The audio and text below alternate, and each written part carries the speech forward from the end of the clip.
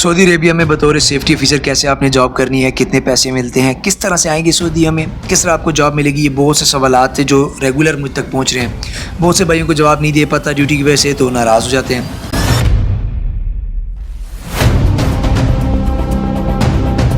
अस्सलाम वालेकुम जी, मैं उसामा जदून, आप देख रहे हैं उसामा जदून ऑफिशियल। और आज स्पोर्ट्स से हट के एक टॉपिक है सेफ्टी का, क्योंकि बहुत से लोग जानते हैं कि मैं सऊदीया में इस वक्त सेफ्टी के डिपार्टमेंट में HSC हेल्थ एंड सेफ्टी के डिपार्टमेंट में जॉब करता हूँ।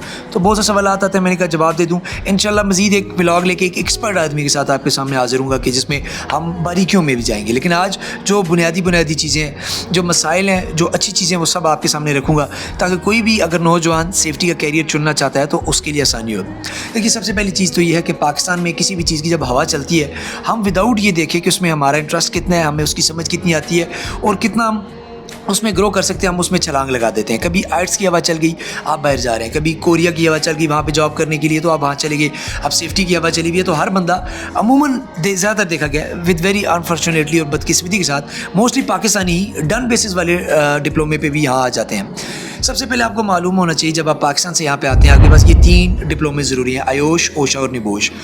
आयोश ओशा पे कोई अगर आपको कहता है कि मैं आपकी जॉब लगवा दूंगा, तो बहुत रेयर चांसेस है, बहुत रेयर। मेरे नज़दीक तो बिल्कुल भी नहीं है। निबोश आजकल बहुत मस्ट हो चुका है, और डन बेसिस के बजाय खुद करके हैं, ये आपके लिए बेहतरी रहेगी, क्योंकि आपका कैरियर परस्यू नहीं करेगा अगर आप डन बेसिस पे हैं। बहुत कम चांसेस है, वो मैं आगे वीडियो में आपको बताऊँगा कैसे।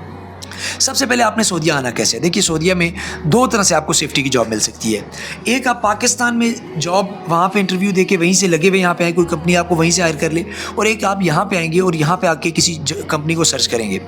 पाकिस्तान से जो आएंगे उसमें कुछ फ़ायदे हैं, और कुछ यहाँ पे आएंगे उसमें फ़ायदे हैं, नुकसान है, दोनों में आपके सामने रखूँगा। विजिट पे कभी भी मत सोचिएगा आप आएंगे तो आपको जॉब मिलेगी, वो यहाँ पे इलीगल है। आप अगर पकड़े गए, आपके खिलाफ कानूनी कार्रवाई की जाएगी। अब आते हैं सबसे पहले, जो आप पाकिस्तान से जॉब लगी हुई आते हैं, उसके क्या फ़ायदे और नुकसान है। उसका एक फ़ायदा तो ये है कि आपको वीज़ा लेने की ज़रूरत नहीं पड़ती। अब 10-12 लाख रुपए का वीज़ा बन जाता है, टिकट वगैरह के खर्चे जो आप चीज़ें लेके आते हैं उस समेत 10-12 लाख का वो खर्चा, वो यहाँ जब आपको पाकिस्तान से कोई कंपनी हायर करती है, वहाँ से इंटरव्यू दे के आते हैं, आपका पैसा नहीं लगता, सिवाय मेरे ख्याल से टिकट भी मोस्टली कंपनी दे देती है। और उसमें दूसरा फ़ायदा ये कि आपको जॉब एश्योरिटी होती है, आपको डायरेक्ट ला के जॉब पे डाला जाता है, आपकी जॉब लग जाती है। तीसरा फ़ायदा ये है कि आपके पास एक्सपीरियंस बन जाता है, 2-3 साल जो आप यहाँ पे काम करते हैं। उसी की बनिस्बत जो लोग यहाँ पे पाकिस्तान से यहाँ पे आके जॉब करना चाहते हैं, उनको एक फ़ायदा ये है कि जब जॉब उनकी लगती है, सैलरी अच्छी लग जाती है एज़ कम्पेयर टू जब आपको पाकिस्तान से कोई कंपनी हायर करती है। वो जब आपको पाकिस्तान से लेके आती है, मैक्सिमम जो मुझे मालूमात है मेरी, 2000 से 2500 या 3000 की रेंज में आपको जॉब मिलती है। इससे अच्छी भी मिलती है, लेकिन वो रेयर होती है।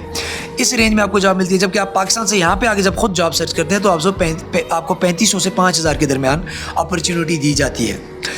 अब इसका नुकसान ये है कि जब आप पाकिस्तान से यहाँ पे आते हैं और ख़ुद जॉब सर्च करते हैं, तो आपको 5 से 6 महीने कमरे पे बैठना पड़ सकता है। मैंने कई ऐसे लोग भी देखे हैं जो बड़े टैलेंटेड हैं, उनको साल बैठना पड़ा। मुझे ख़ुद भी 6 महीने बैठना पड़ा, और इंटरव्यूज़ दिए, मुतअद्दिद इंटरव्यूज़ दिए, कई बार फेल हुए, क्योंकि हमारा एक्सपीरियंस उस तरह नहीं होता।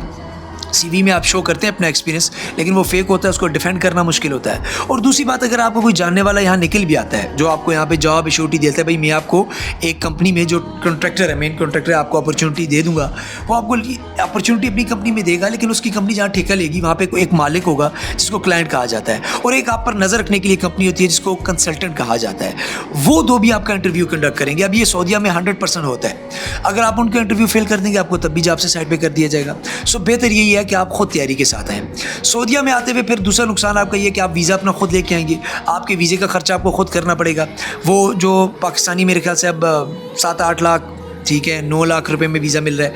और इस तरह जब टिकट लेके आएंगे, खर्चा करके आएंगे, यहाँ पे जो 6-7 महीना रहेंगे, यहाँ पे आपका रहना करना सब खर्चा महीने का 1200 से 1300 रियाल कहीं नहीं गया, क्योंकि आपने इंटरव्यूज़ देने के लिए जाना पड़ेगा, आपको किराया देना पड़ता है, आपको मोबाइल पैकेजेस करके रखने पड़ते हैं। ये तमाम चीज़ें आपने मद्देनज़र रखनी। अगर आपको 6 महीने बाद जॉब लगती है, तो ऑलरेडी आपका 17 से 18 लाख रुपये लग चुका है। और आप जहाँ पर जाएँगे, आपसे ये कहा जाएगा आपके पास 5 साल का तजुर्बा नहीं है। तो जब आप पाकिस्तान से लगी लगाई जॉब पे आते हैं, 2-3 साल यहाँ पे लगा के वापस जाते हैं, फिर दोबारा से आप आते हैं, तो वो आपके लिए बेनिफिशियल हो सकता है। अब मुझसे अगर कोई पूछता है कि हमारे लिए बेस्ट ऑप्शन कौन सा है, तो मैं उनको यही कहता हूँ हमेशा कि आप अपनी प्रिपरेशन देखें। अगर तो आपको पक्की जॉब एश्योरिटी है कि आपकी कोई जॉब लगा देगा वहाँ पे, फिर ज़रूर आए सऊदीया में। वरना मैं अपने जो मेरे जानने वाले भी हैं, मैं उनको ये ऑप्शन देता हूँ कि आप पाकिस्तान से पहले ट्राई करें। अगर वहाँ से आपको इंटरव्यू क्लियर करने के बाद यहाँ पे अपॉर्चुनिटी मिलती है, आप लगी लगाई जॉब पे आएँ, वहाँ पे जब आप 2 साल लगाएंगे, तो आपको बहुत सी चीज़ें क्लियर हो जाएंगी। यहाँ पे 6-7 महीना इंटरव्यूज़ फेल करने के बाद जो आपको सीखने को मिलेगा, पाकिस्तान में जो आप 3-4 महीने इंटरव्यूज़ देते हैं वो आपको बेहतर पता हो जाता है। इन केस आपको पाकिस्तान में जॉब नहीं लगती, पाकिस्तान से अपॉर्चुनिटी नहीं मिलती, लेकिन जो आपने वहाँ पे 10-20 इंटरव्यू दिए, 25 इंटरव्यू दिए, फेल हुए, आपने वो जो सऊदीया में आके इंटरव्यू फेल करने थे उससे आपकी बचत हो जाएगी। वो जो पाकिस्तान में रह के कम खर्चे में अपने घर में रह के आप इंटरव्यू दे रहे हो, यहाँ सऊदीया में आके इतना खर्चा करके जब आप इंटरव्यूज़ देंगे उससे वो बेहतर है। इसके अलावा इंटरव्यूज़ की मैंने एक बार फिर आपको क्लियर कर दिया कि इंटरव्यू में क्या पूछा जाता है। मोस्टली लोग निबोश जो करके आते हैं, निबोश बेसिकली हमें सेफ्टी पॉलिसी वगैरह के बारे में बता रहा था, सेफ्टी की बेसिक चीज़ें। यहाँ पे मोस्टली जिन चीज़ों के बारे में पूछा जाता है वो प्रैक्टिकल होता है। क्या प्रैक्टिकल कितने साइट पर रह चुके हैं, साइट पर जितने हैज़र्ड्स हैं उनके मुतालिक आपको कितना पता है, उन हैज़र्ड्स के लिए क्या रिक्वायरमेंट है वो काम शुरू करने से पहले, और अगर कोई मसला हो जाता है उसके लिए क्या कंट्रोल मेजर्स है। और उसकी भी 2 किस्में हैं, काम करने से पहले आप क्या कंट्रोल मेजर्स देते हैं, और अगर कुछ मसला हो जाता है उसके बाद आपने कौन से मेजर्स देने। ये तमाम चीज़ें मैं फिर कभी डिटेल में जाऊँगा, मैं अपने साथ एक एक्सपर्ट लेके आऊँगा जो कि आपके साथ तफसील से ये चीज़ तमाम चीज़ें हम बातें करेंगे। और अगर आप लोगों ने अच्छा रिस्पॉन्स दिया तो हम इस सीरीज़ को आगे लेके भी चलेंगे, सेफ्टी के मतलब वीडियो बनाते रहेंगे ताकि हमारे नौजवानों को पता चले। और किसी भी चीज़ की अगर हवा चलती है तो उसके पीछे मत भाग जाए। सेफ्टी में मुतअद्दिद फील्ड है, बहुत सी तादाद, जैसे अब लोग सेफ्टी ऑफिसर जानते हैं, सेफ्टी इंजीनियर एक सेपरेट चीज़ है, उसके लिए आपको प्रॉपर इंजीनियरिंग की डिग्री करनी पड़ती है। इसी तरह वर्क परमिट रिसीवर एक अलग जॉब है। और इसी तरह सेफ्टी के अंदर मतलब जो फूड की सेफ्टी वाले हैं उनकी सेपरेट जॉब होती है, मेंटेनेंस डिपार्टमेंट की अलग जॉब होती है। आपको मुख्तलिफ चीज़ें देखने को मिलती है। इंशाल्लाह ऐसी मज़ीद वीडियोज़ लेके आपकी खिदमत में हाज़िर होते रहेंगे, और तब तक के लिए इजाज़त चाहेंगे। पेज को लाइक फॉलो करना मत भूलिएगा। अल्लाह हाफ़िज़।